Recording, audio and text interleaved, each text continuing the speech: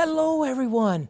It's Santa, and I am so excited to be here reading you a story. And it is going to be so much fun. I am looking so forward to it. Today's book is Chicka Chicka Ho Ho Ho. Oh, this is a fun book by William Boniface. And I don't know if you're familiar with Chicka Chicka Boom Boom, but this is a fun book. So we will start reading Chicka Chicka Ho Ho Ho.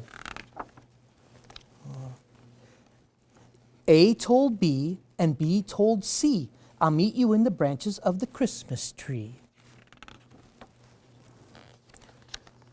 We, said D to E, F, G, will be the decorations on the Christmas tree. Chicka chicka boom boom, everybody zoom zoom.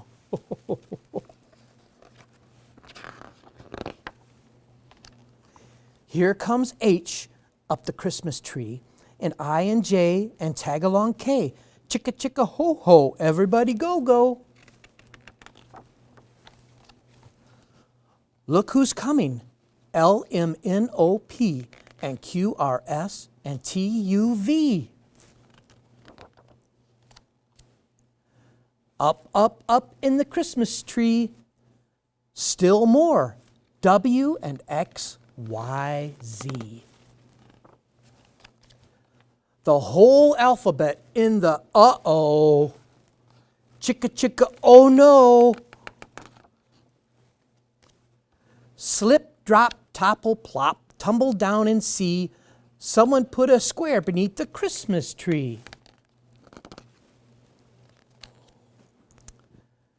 A sees a circle with a shiny glow. B spots a rhombus with a polka dot bow. C spies a triangle wrapped up nice and neat. D sees a rectangle looking mighty sweet.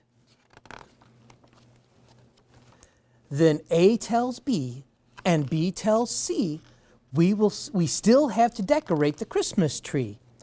Chicka chicka ho ho, gather up the crew. Everybody go go, here is what we'll do. Stack that triangle on top of the square. Balance the circle with extra care.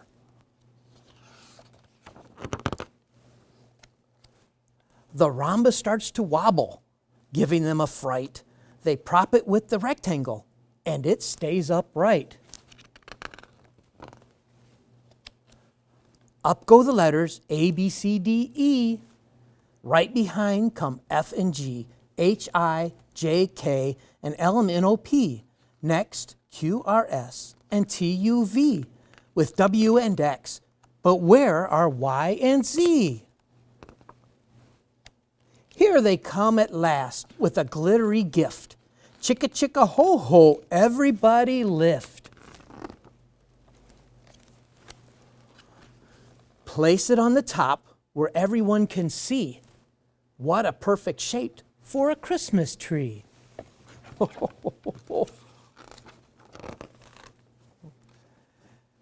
Chicka chicka ho ho ho. Time for presents. Let's go go go. And that is Chicka Chicka Ho Ho Ho. And you know, I've got just a minute and I would like to show you something. I have something special here that I keep. These are all my special keys. And I've got 4 special keys. This key is for my reindeer barn. This special key gets me into the reindeer barn. And I've got another special key. This key goes to my workshop. So this will let me into the workshop. The elves all have their own key, so I don't have to worry about somebody getting locked out. And then this key, this is a very special key. This key is a magic key, only on Christmas Eve. This key will let me into any house that doesn't have a chimney. So if your house doesn't have a chimney, You have nothing to fear. Santa can get in and drop off your presents. I just have to wave this key over the door lock, and poof, it opens, and I get to go in and deliver your gifts. And this is a special key for Santa. See, it's shaped like a heart? This key is very special because this is the key to Mrs. Claus' heart. And just in case my reindeer get far away, I've got this little whistle that I can call them with. They can hear it from long ways away. And these are the special things I keep on my belt. Now, Santa has to take a small break and go check on the reindeer, but I'll be back.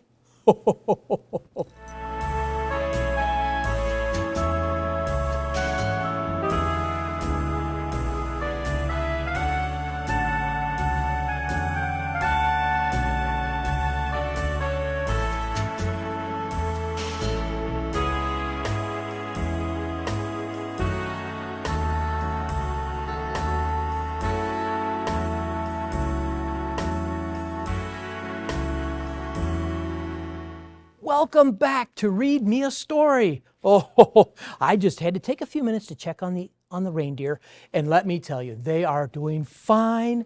They have been out playing reindeer games. You can never stop them from playing games. They're out jumping over each other and flying and just having a ball. And while I was out there, I happened to look in my sleigh, and I came across a fun little thing that I came up with the elves. And this is a special Santa bubble gun. And this bubble gun, you see, it makes lots of bubbles, lots of fun bubbles. But the sad thing about bubbles is they just don't last very long. So the elves and I came up with a special way to keep a bubble for a long time. And all I do, this is special. This is a special bubble mixture. And just watch carefully. Okay, I have to find just the right bubble. Oh, there it is. Oh, I got it. Oh, no. Oh, there it is. I got it. Oh, those bubbles can be tricky, let me tell you. But I caught one. I caught a bubble. And I'm going to put my bubble gun away. And I've got this bubble. There it is. I froze the bubble. So now, this bubble you can keep forever. That's right, the bubble won't pop. You get to keep it, and you can show your friends that Santa gave you a bubble. Oh, well, I'm just going to tuck this in my pocket for later because I know a child's going to want that later. And I'm going to read another book. This book is How the Grinch Stole Christmas by Dr. Seuss. One of my favorite books because, you know, he is one of my friends. So he's a good friend now. He's changed a lot. Okay, How the Grinch Stole Christmas. All right.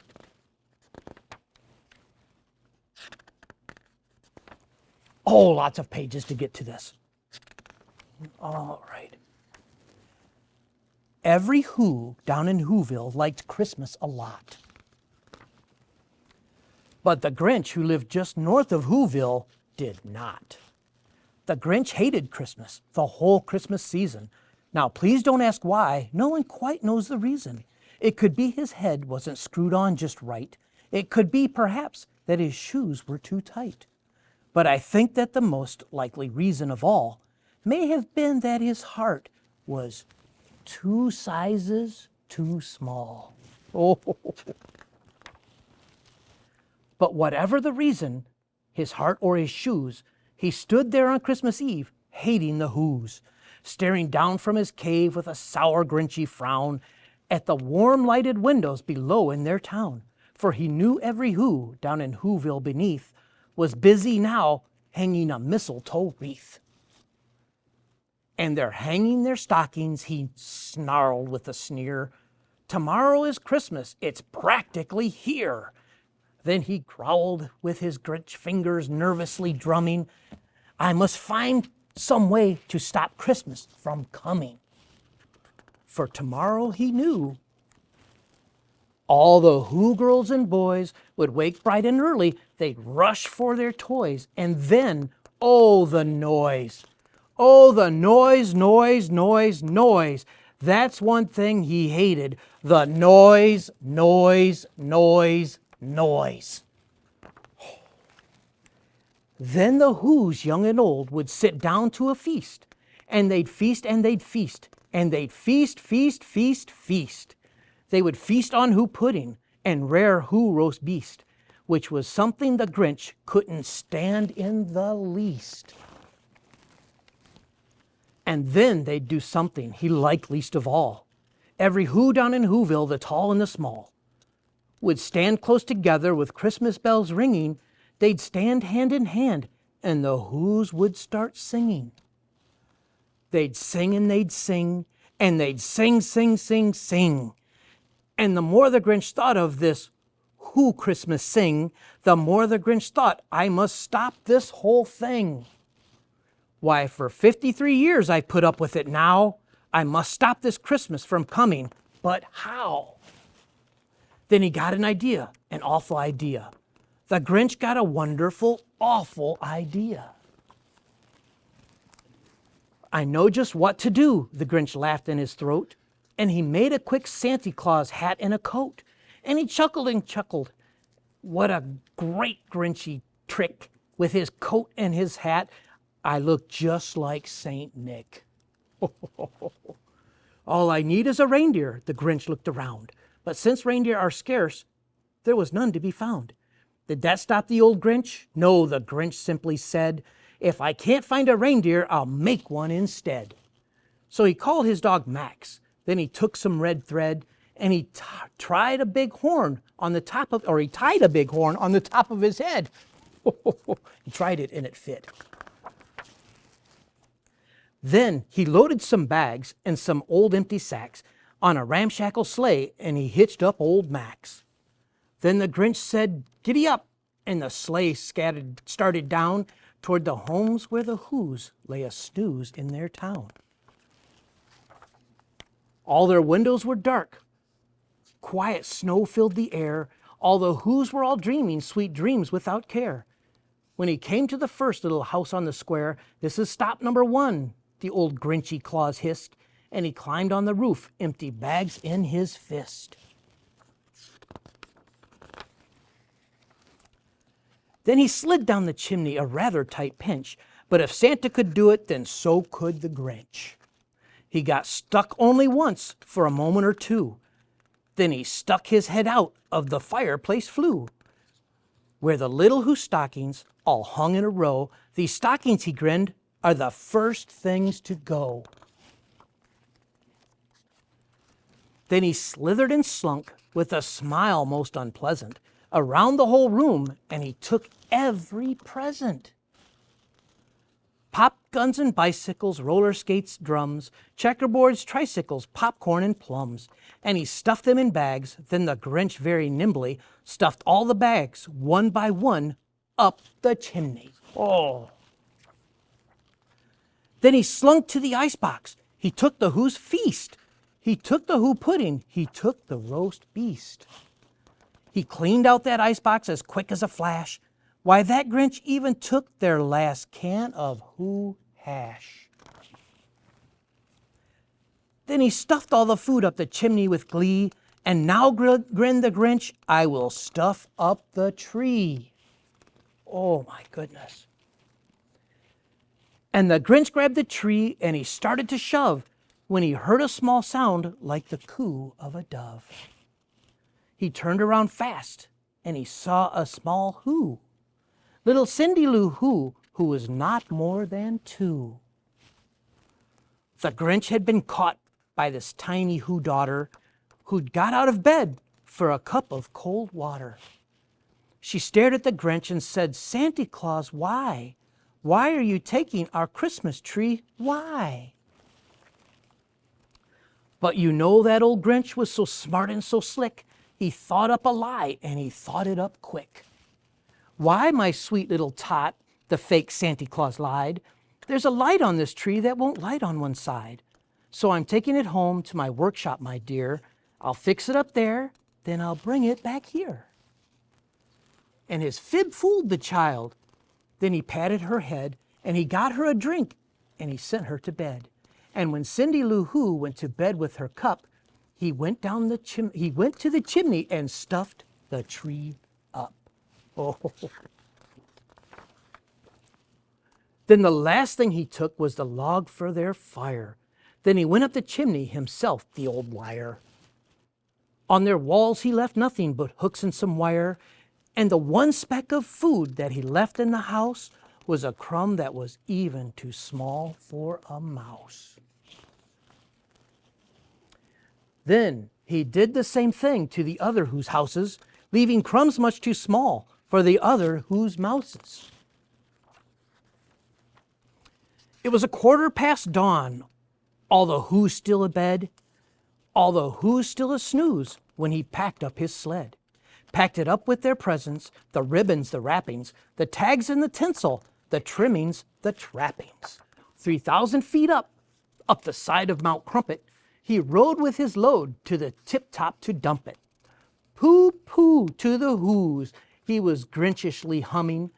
They're finding out now that no Christmas is coming. They're just waking up, I know just what they'll do. Their mouths will hang open a minute or two. Then the Who's down in Whoville will all cry, boo-hoo. "That's a noise," grinned the Grinch, "that I simply must hear." So he paused, and the Grinch put his hand to his ear. And he did hear a sound rising over the snow. It started in low, then it started to grow. But the sound wasn't sad. Why, this sound sounded merry. It couldn't be so, but it was merry, very. He stared down at Whoville. The Grinch popped his eyes. Then he shook. What he saw was a shocking surprise. Every Who down in Whoville, the tall and the small, was singing without any presents at all. He hadn't stopped Christmas from coming. It came. Somehow or other, it came just the same. And the Grinch with his Grinch feet ice cold in the snow stood puzzling and puzzling. How could it be so? It came without ribbons. It came without tags. It came without packages, boxes, or bags. And he puzzled 3 hours till his puzzler was sore. Then the Grinch thought of something he hadn't before. Maybe Christmas, he thought, doesn't come from a store. Maybe Christmas, perhaps, means a little bit more. And what happened then? Well, in Whoville they say that the Grinch's small heart grew 3 sizes that day. And the minute his heart didn't feel quite so tight, he whizzed with his load through the bright morning light. And he brought back the toys and the food for the feast. And he himself, the Grinch, carved the roast beast. Oh, what a wonderful change in the Grinch. And you know, he is just as happy today as he was then. And the Grinch and I have become great friends. And thank you for this time together on Read Me a Story. But stay tuned, there's more.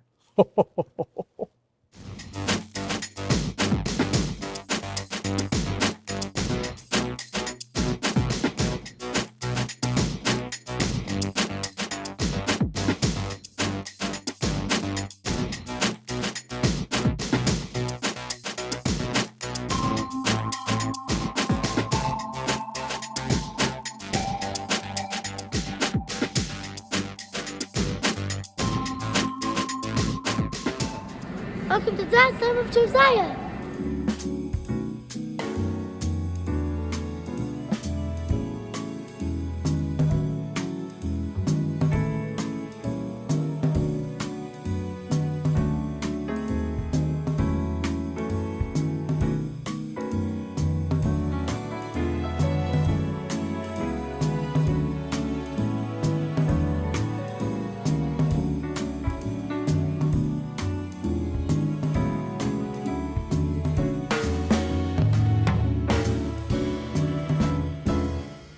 Hello! Welcome back to Read Me a Story. I am so excited. I have another book for you. But before we do that book, I'm thinking maybe I can show you a special device that Bernard and I have worked on. This is a special device. Let me find it here. Okay. Yes, this device is very special. And it can tell me if someone has Christmas spirit. Oh, yeah. So if I visit and I say, oh, do you have Christmas spirit? And you say, oh, yes, Santa, I've got Christmas spirit. I can say, well, let's check that. This special device is powered by the northern lights. And it's not just, it's powered by the green hue of the northern lights, because there's many different colors. And each color can power something different. That's where we get our power source at the North Pole. And this device, again, is powered by the green hue. And I will show you this device and how it works. And hopefully, if we have the opportunity, sometime you can check your Christmas spirit. Oh, but this is my special device. Bernard worked hard on this. And if you can see, it might be a little bit difficult to see, but there's some green lights down in there. We've captured a little bit just to keep it charged. And this is the device. Oh, this device is special. And all you have to do is touch both ends. And look, it lights up, it makes noise, and it tells Santa if you have Christmas spirit. Oh, but that's just one of the many special devices that we have made up at the North Pole. And Bernard works very hard to make sure that all of our devices are in tip-top shape for when Santa is traveling and visiting. But I'm going to put this away because we have another book to read. Oh, there we go. All right, 'twas the night before Christmas in Michigan. Oh, this is a very special book. This is all about my night before Christmas when I'm going through the beautiful state of Michigan. And here we go. 'Twas the night before Christmas in Michigan. Now, you might know some of these places. Okay. Far, far away at the North Pole, Santa is busy planning his Christmas Eve journey across his favorite place, Michigan. From Midland to Marquette, from Detroit to Kalamazoo, Santa can't wait to visit all the children on his nice list. He piles his sleigh high with a sack full of gifts, and off he goes. And I'm especially excited because you are on my nice list. As Santa soars over the Wolverine state, he booms hello to Holland, Merry Christmas to Traverse City, and gives old Mission Peninsula a great big smile. Suddenly, Santa spots the most important place of all. Are you ready for me to visit your home? He says with a hearty chuckle. It's time to leave out a glass of milk and a plate of cookies, snuggle up in bed with your favorite teddy, and listen very closely. 'Twas the night before Christmas when all through the house not a creature was stirring, not even a mouse. The stockings were hung by the chimney with care in hope that St. Nicholas soon would be there. St. Nicholas is what some people call Santa. That's me. You were nestled all snug in your bed while visions of candy canes danced in your head. And from Ann Arbor to the UP, all across the map, children had settled down for a long winter's nap. When out on the street there arose such a clatter, you sprang from your bed to see what was the matter. Away to the window you flew like a flash, tore open the curtains, threw open the latch. The moon in the sky, with its full winter glow, shone bright as midday on Michigan below. when what to your wondering eyes should appear but a miniature sleigh and 8 tiny reindeer. With the little old driver, so lively and quick, you knew in a moment it must be Saint Nick. More rapid than eagles, his reindeer they came, and he whistled and shouted and called them by name. Now Dasher, now Dancer, now Prancer and Vixen, now Comet and Cupid and Donner and Blitzen. Oh, take me to the chimney, follow my call. Now dash away, dash away, dash away all. And then in a twinkling, you heard on the roof the prancing and pawing of each little hoof. As you pulled in your head and were turning around, down the chimney St. Nicholas came with a bound. He was dressed all in fur from his head to his foot, and his clothes were all tarnished with ashes and soot. A bundle of toys he had flung on his back, and he looked like a peddler holding his pack. His eyes, how they twinkled, his dimples, how merry. His cheeks were like roses, his nose like a cherry. His droll little mouth was drawn up like a bow, and the beard on his chin was as white as the snow. Oh, and here's the letter the children wrote me. Dear Santa, welcome back to Michigan. I hope you enjoy the yummy treats I have left out for you. Love from your biggest fan. Was that you?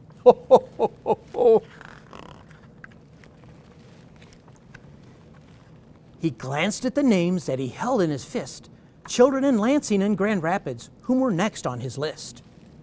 He had a broad face and a little round belly that shook when he laughed like a bowl full of jelly. He was chubby and plump, a right jolly old elf, and you laughed when you saw him in spite of yourself. Saint Nick winked an eye and tilted his head, letting you know you had nothing to dread. He spoke not a word, but went straight to his work and filled up your stocking, then turned with a jerk. And tapping his finger at the side of his nose and giving a nod, up the chimney he rose. He sprang to his sleigh, to his team gave a whistle, and away they all flew like the down of a thistle. But St. Nicholas exclaimed, as he drove out of sight, Merry Christmas, Michigan, and to all a good night. Santa's magical journey is coming to an end. He delivers the final gifts to Petoskey, Sault Ste. Marie, waves goodbye to Mackinac Island, and laughs jolly ho, ho, ho, for everyone to hear. Heading back home to his cozy workshop at the North Pole, Santa hopes each child is extra good next year because he can't wait to come back to Michigan. Ho, ho, ho. Oh, thank you for joining us for this very special Christmas edition of Read Me a Story. I was so happy to be here today, and maybe we won't have to wait till next Christmas. Maybe Santa can visit next summer. Thank you for joining us. Read Me a Story.